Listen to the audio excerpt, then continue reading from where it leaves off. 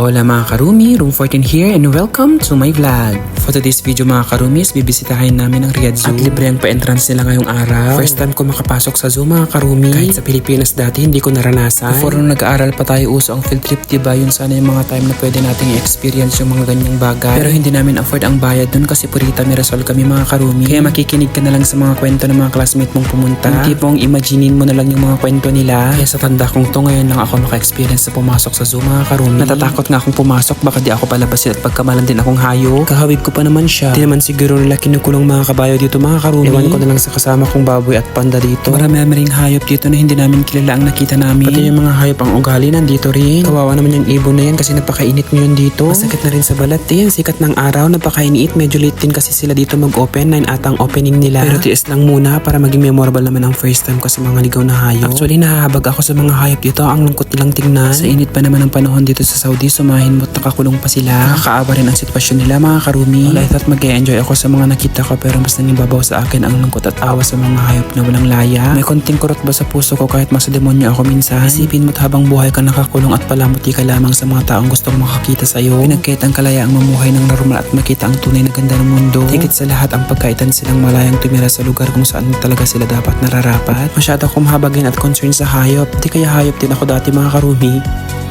Kaya lang ulit for today's Kayo Panggala mga karumi. Thank you for watching. Bye manen!